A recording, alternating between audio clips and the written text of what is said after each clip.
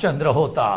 आज एक ऐसे मुद्दे पर बात करेंगे जो सदाबहार है, नेताओं के लिए, राजनीतिक दलों के लिए। जो भी विपक्ष में रहता है सत्ताधारी दल पर यही आरोप लगाता है कि महंगाई से लोग त्रस्त हैं, सरकार विफल है। आज कांग्रेस के प्रदेश भर में आंदोलन रहा, देश भर में भी कई जगहों पर उन्होंने प्रदर्शन किए। मुद्दा था महंगाई का। बीजेपी का ऊपर बड़ा आरोप लगाया, कहा जहां जहां जब जब बीजेपी सत्ता में आती है तब तब साथ में महंगाई लेकर आती है। क्या कांग्रेस में रामराज्य था? क्या स्थिति थी? और बाकी मुद्दों को छोड़कर अचानक महंगाई पर सियासत क्यों इतना तेज है? आज इसी विषय पर चर्चा करेंगे, लेकिन चर्चा से पहले आइए सुनते हैं क्या बोले पीसीसी अध्यक्ष मोहम्मद मरकाम ने। भाजपा और महंगाई का चोली दामन का साथ है। जब जब भाजपा आती है महंगाई बढ़ती नहीं बल्कि बढ़ाई जाती है। पिछले 1 सालों में पेट्रोल के दाम 26 रुपया 79 पैसे और डीजल के दाम 25 रुपया 2 पैसे की बढ़ोतरी हुई है। इस दूसरी लहर में कोरोना काल में भी 47 बार पेट्रोल डीजल के दाम बढ़े हैं पिछले 5 महीनों में। इससे साफ जाहिर होता है कि देश की जनता के जेब में डाका डाल रहे हैं, जेब के थाली में डाका डाल रहे हैं और जेब के जनता में जेब में लूट है। तो कहीं ना कहीं भारतीय जनता पार्टी जब जब आती है महंगाई बढ़ती है, पेट्रोल डीजल के दाम शतक पूरे कर रहे हैं।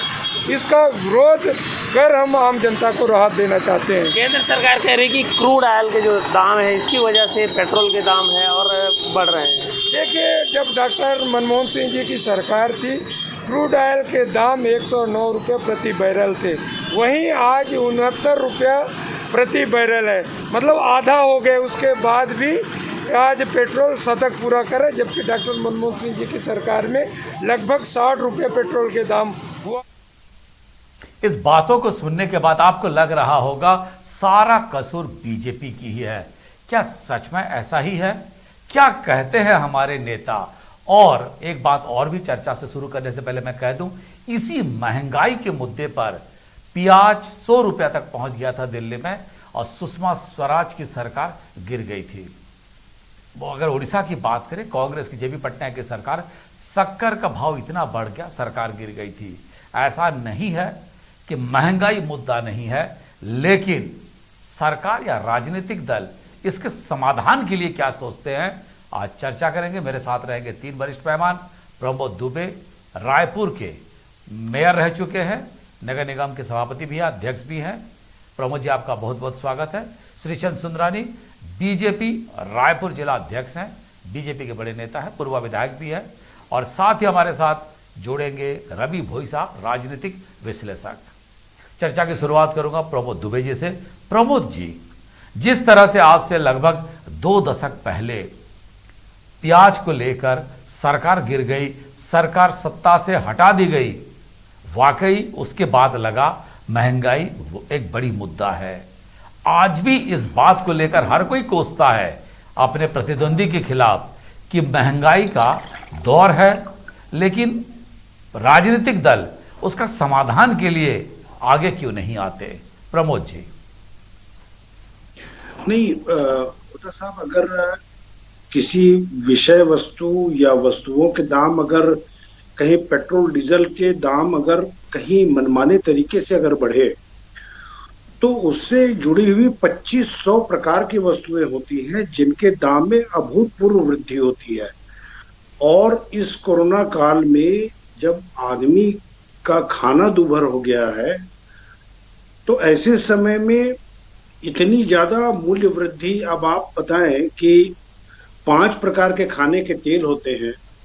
जो सरसों के तेल 70 रुपये 75 रुपये तक के उम्मीद किया करते थे लोग मैक्सिमम में, आज वो लगभग 180 रुपया लीटर की अगर बात करें। खाने के तेल 100 रुपया से 200 रुपया प्रति लीटर की अगर बात करें तो ये तो टू मच है, बहुत ज्यादा वृद्धि है। इसमें सरकार को चाहे जिस किसी भी मामले में हो, अगर प्रमोद जी, आयात शुल्क जी प्रमोद जी, ठीक है, मेरा उसके साथ एक सवाल भी है। क्या रुपया का जो वैल्यू है वो गिर गया या चीजें महंगाई छू रही है? दोनों में से कौन सा सच है? नहीं, दोनों सच है अपनी अपनी जगह। कि रुपये की कीमत तो हमने संसद में आदरणीय सुषमा स्वराज जी को सुना भी था कि रुपये की कीमत अगर गिर रही है तो वो सरकार की गिरती हुई स्थिति को प्रस्तुत करती है। अब आज होता साहब 38.5% से लेकर 49.5% तक तो आयात शुल्क है। अगर केंद्र सरकार ईमानदारी से चाहे तो इन आयात शुल्क को भी अगर कहीं 20% कम कर सकती है तो खाने के तेल की अगर बात करें जो 5 जगहों से आती है, तो चाहे वो मलेशिया की बात करें और चाहे अमेरिका से तेल आने की बात करें, हम खाद्य पदार्थ के जो तेल हैं ऑटोमेटिक उसमें 40 से 50 रुपए की कमी प्रति लीटर आ सकती है अगर आयात शुल्क को 49। निश्चित रूप से पाम ऑयल की इंपोर्ट पर जिस तरह से पॉलिसी ली गई वो तेल में खेल हो गया है, ये आरोप जरूर लग रहा है। भोई साहब को मैं चर्चा पे सम्मिलित करना चाहूंगा। भोई साहब, राजनीतिक दल बीमारी को बताते हैं लेकिन इलाज को लेकर कोई कुछ क्यों नहीं कहता?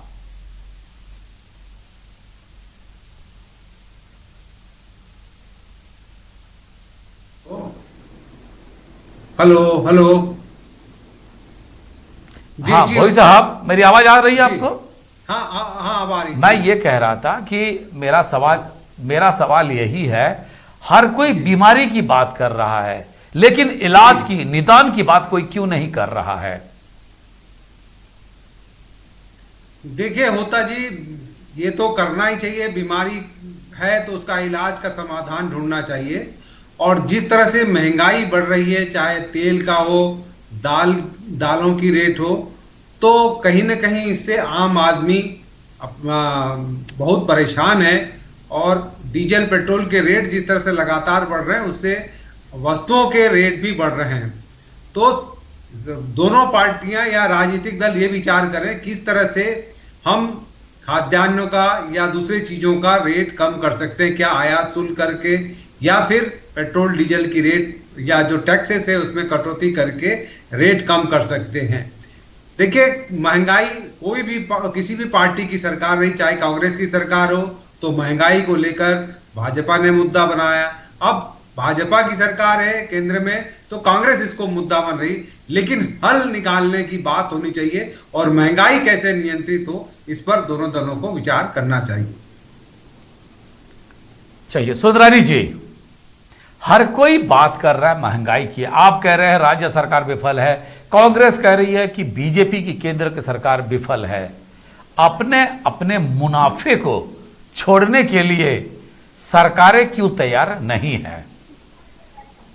नहीं, निश्चित रूप से महंगाई की अगर हम बात करें, अगर हम पूरा विश्लेषण करें, एक डीजल पेट्रोल को अगर हम छोड़ दें या खाने के तेल को छोड़ दें तो बाकी चीजें तो बाजार में पहले से सस्ती है, 2014 के मुकाबले सस्ती है।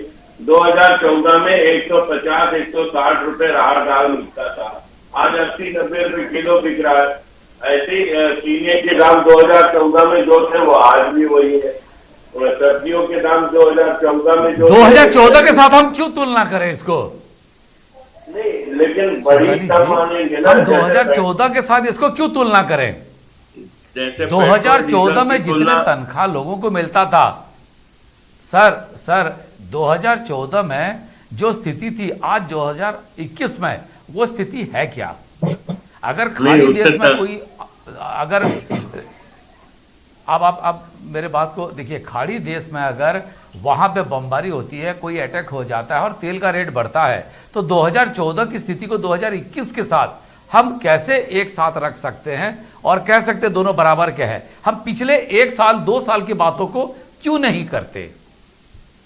देखिए, अगर हम 1-2 साल की बात करें, 1 साल पहले की बात करें, तो निश्चित रूप से पेट्रोल डीजल को छोड़कर और खाने के तेल को छोड़कर बाकी चीजें सब स्थिर हैं।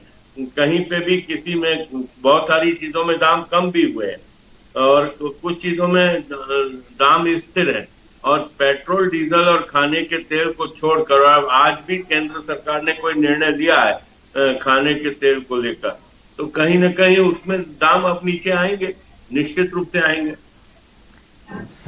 सुंदरानी जी, आप इस चीज को मेरे से बेहतर समझते हैं।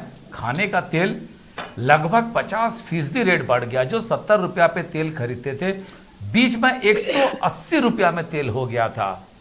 इसको कोई जस्टिफाई, कोई सही कैसे ठहरा सकता है? अभी 3-4 दिनों के अंदर करीब करीब 10, 12, 13 रुपए किलो पे रेट डाउन आया है, और अभी 2-4 दिनों में और बिल्कुल, कम लेकिन आएगा। जो 70 रुपया था, 70 रुपया से अभी भी तो बहुत दूर है। नहीं, मैंने तो लगने से पहले 70 रुपया था कोरोना के टाइम पे। आदरणीय होता जी, मैंने खुद कबूल किया कि डीजल, पेट्रोल और खाने के दाम, तेल के दाम में बढ़ोतरी निश्चित रूप से हुई है, लेकिन 1.5 साल का कोरोना महामारी कहीं न कहीं एक कारण है। प्रोडक्शन कम हुआ, डिमांड बढ़ी लॉकडाउन के कारण, और ये कोरोना महामारी पे केंद्र तो सरकार तो इसीलिए होती है ना कि वो इसी चीज को ध्यान में रखते हुए आमदनी या विदेश से मंगाए या राज्य स्तर पर या देश स्तर पर उसको रखे, प्रॉपर रखे। प्रमोद जी, एक बात मुझे बताइए, खाद्य तेल की बढ़ोतरी हुई, ठीक है, रेत और सीमेंट इसकी भी तो महंगाई हो गई। जो बिल्डिंग की ख्वाब देख रहे थे उसमें भी बढ़ोतरी हो गई।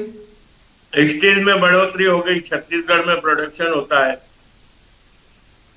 मैं होता साहब, ये जो आदरणीय सुंदरानी जी कह रहे हैं, जो वो जिस रेट की बात कर रहे हैं, ये उनके नेताओं को मिलता होगा जो कहते हैं कि इसमें खाना मत खाओ, भोजन मत करो। जिनके यहाँ जो इनके सम्मानीय नेता ने भाषण दिया था कि जो सरकारी नाम भी ले लीजिए, घर में सामान, ब्रिजमोहन अग्रवाल जी का नाम भी ले लीजिए, ब्रिजमोहन अग्रवाल जी, अब उनके घर का ये रेट बता रहे होंगे। लेकिन हमारे आपके घर में और सामान्य लोगों के घरों की अगर बात करें तो 48 रुपए मान लो राहल दाल था, आज 82 रुपए किलो है। कहाँ की बात कर रहे हैं आदरणीय सुंदरानी जी? तो दूसरी बात यह है होता साहब, ये एकदम स्पष्ट है कि अगर डीजल के रेट में 26 रुपया 80 पैसे की मान लो वृद्धि हुई है, तो बट नेचुरल है कि ट्रांसपोर्टिंग का जो कास्ट है वो भी बढ़ेगा। इसलिए मैंने पहले ही कहा कि 2500 प्रकार के वस्तुओं के जो दाम है वो इससे निश्चित रूप से प्रभावित होते हैं, और न केवल 2, 4, 5, 10% प्रभावित होते हैं, जबकि 40 से 60% तक के दरों में वृद्धि होती है। और कोई कहे या न कहे होता साहब, आज के डेट में केंद्र सरकार का महंगाई के ऊपर कोई नियंत्रण नहीं है। और हद तो ये हो गई कि पेट्रोल पंप के पास से आदरणीय मोदी जी की भी फोटो हटा दी गई। जब आपको इतना वो था तो आपने फोटो को क्यों हटा दिया होगा आदरणीय प्रधानमंत्री जी के? आज आप जाकर देख लीजिए पूरे देश में। तो कहीं ना कहीं इन चीजों में आम आदमी जो है उसका जीना दूभर हो गया है। सुंदरानी जी क्या कहेंगे? जी बताएं, मैं सुन नहीं पाया क्या बोले। क्या कहेंगे प्रमोद जी? जी अच्छा, प्रमोद जी कह रहे हैं कि महंगाई इतनी हो गई है कि पेट्रोल पंप से प्रधानमंत्री जी के तस्वीर को भी हटा दी गई, और दूसरी तरफ से यह भी उनका आरोप था कि सरकार, दिल्ली सरकार यानी कि केंद्र सरकार महंगाई को कंट्रोल करने में पूरी तरह विफल है।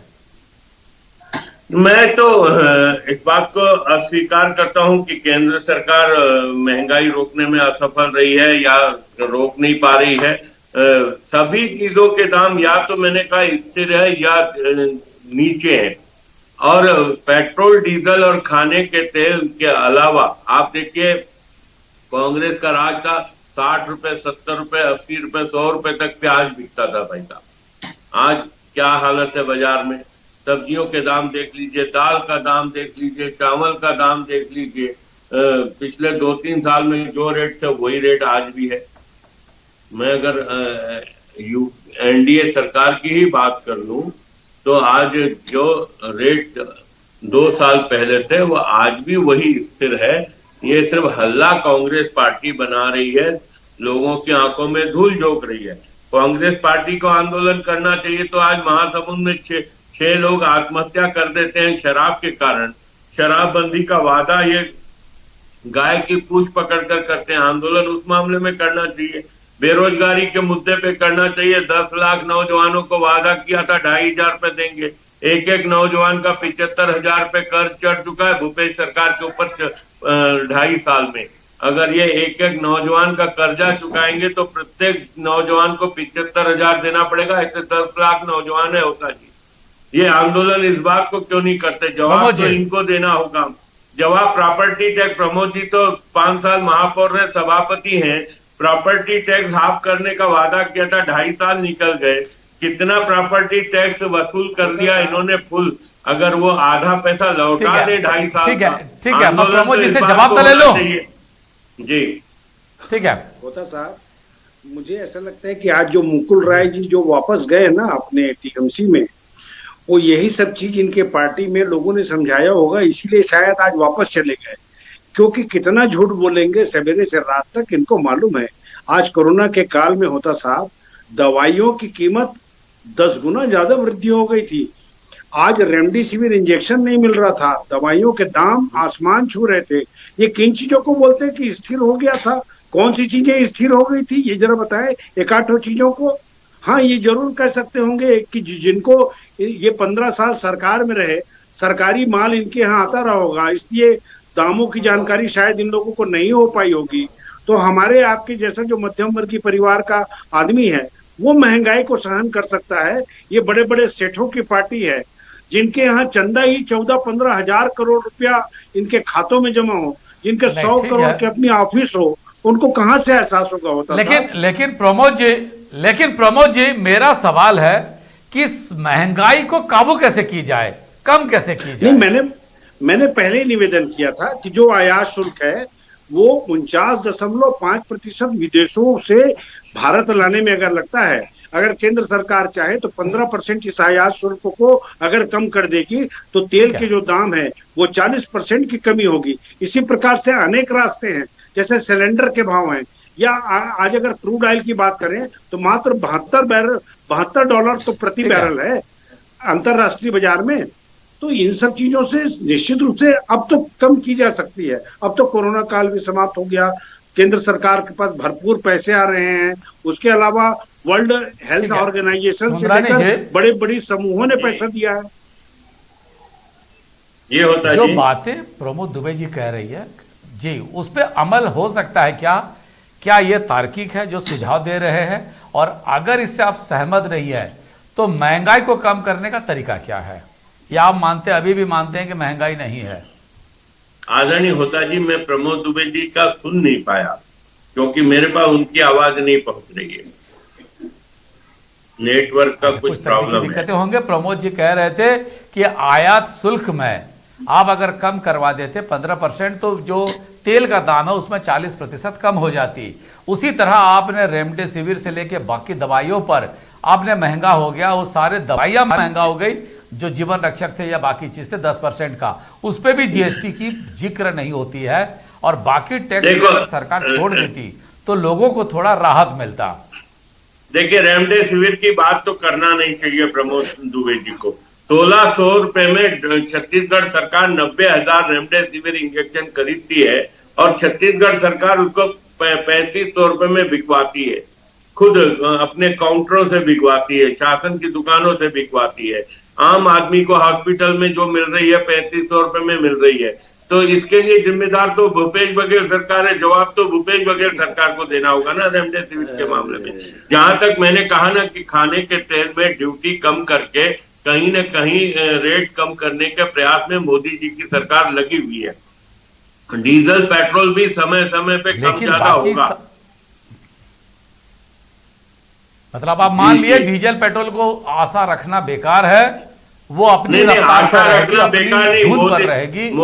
नहीं होता जी, मोदी जी है तो सब मुमकिन है। निश्चित रूप से मोदी जी तक ये बात है, मोदी जी के संज्ञान में है। जहां भी जितना भी संभव होगा जनता को राहत देने के लिए मोदी जी हर कदम उठाएंगे। बाकी महंगाई नहीं है, बाकी सब चीजें स्थिर है या पहले से दाम कम है। एक दो चीजों को लेकर ये इतना हल्ला मचा रहे। मैंने कहा हल्ला तो इनको मचाना चाहिए। 6 लोगों की जान आत्महत्या शराब के कारण। जी होता जी, ठीक है जी होता जी। भोई साहब, महंगाई का मतलब क्या केवल खाद्य तेल या राशन है? महंगाई का मतलब जिक्र क्यों नहीं होता सीमेंट से लेके रेत तक, रेमडेसिविर से लेके बाकी दवाइयों तक, साथ ही कपड़ा हो, स्कूल का फीस हो, धीरे से निजी स्कूलों ने फीस बढ़ा दी है, उसको लेकर भी कहीं चर्चाएं नहीं होती। लेकिन इन सारे तथ्यों के बीच में लोगों की तनख्वाह जो है वो उसकी बढ़ोतरी नहीं हो पाती, तो महंगाई को कैसे झेले लोग? क्या कहेंगे भाई साहब? देखिए, जिस अनुपात में महंगाई में बढ़ोतरी होती है उस अनुपात में लोगों की सैलरी में इंक्रीमेंट नहीं होता या आमदनी में बढ़ोतरी नहीं होती, और जो अंतर होता है वो बना रहता है। इससे आम जनता परेशानी होती है। सवाल ये कि डीजल पेट्रोल की पॉइंट में होता है, यदि डीजल का रेट बढ़ता है तो ट्रांसपोर्टिंग कास्ट बढ़ जाता है, तो उसके कारण सभी चीजों की, सभी सर्विसेज की जो कीमतें हैं वो बढ़ जाती है। सिर्फ यहाँ तेल का सवाल नहीं है, ट्रांसपोर्टिंग कास्ट बढ़ता है तो कपड़े के भी दाम बढ़ जाते हैं, यातायात की लागत भी बढ़ जाती है, और बसों के भाड़े भी बढ़ जाते हैं। तो एक चक्र है, ये चक्र पूरी तरह से पेट्रोल डीजल, आज के जमाने में जो मोटर व्हीकल है वो बहुत बड़ा साधन है और वो डीजल से चलते हैं। तो ऐसे में डीजल के रेट कम होंगे तो निश्चित तौर से थोड़ा सा कास्ट बढ़ेगा तो महंगाई पे कम होगी। दूसरी बात ये जो कह रहे हैं आयात शुल्क में कमी करने की, तो तत्काल इस पर फैसला केंद्र सरकार को लेना है, ये केंद्र का मामला है। इसके बाद आपने सवाल किया कि प्राइवेट स्कूल में, ये स्टेट का सब्जेक्ट है, स्टेट को इस पे नियंत्रित करना चाहिए कि प्राइवेट स्कूल कोरोना काल में फीस न बढ़ाएं या दूसरे सर्विसेज के न बढ़ाएं। आज वो बहुत बड़ा बोझ है और इस पे राहत देने का काम राज्य सरकार को करना चाहिए। तो महंगाई चाहे डायरेक्टली हो, इनडायरेक्टली हो, खाद्यान्न की चीज हो या अदर सर्विसेज है, हॉस्पिटल की फीस हो, स्कूल के फीस है, वो सब का भार एक साथ आम जनता पर पड़ता है। इसकी वजह से आम जनता कहीं न कहीं से त्रस्त है। आम जनता त्रस्त है। आज हमारे पास इतना ही समय है। रवि भोई जी, श्रीचंद सुंदरानी जी और प्रमोद दुबे जी, तीनों मेहमानों का बहुत बहुत धन्यवाद। ऐसा नहीं है कि सरकारों को पता नहीं है महंगाई का मार झेल रही है आम आदमी। ऐसा भी नहीं है कि सरकार को ये नहीं पता लोगों के पास कितने पैसे हैं। इन सब के बावजूद सरकार अपनी तिजोरी भरने में अगर लग जाए तो आम आदमी किसकी ओर देखे और राहत की उम्मीद कहां करे? निश्चित रूप से सरकारों को इस ओर भी सोचनी चाहिए कि किसी भी वस्तु की अगर दाम नियंत्रित हो सकेगा तो उसका लाभ पूरा देश को मिलेगा। आज समय हो गया है, एक नए विषय को लेकर फिर आपके सामने उपस्थित होंगे। तब तक हमें दीजिए विदाई।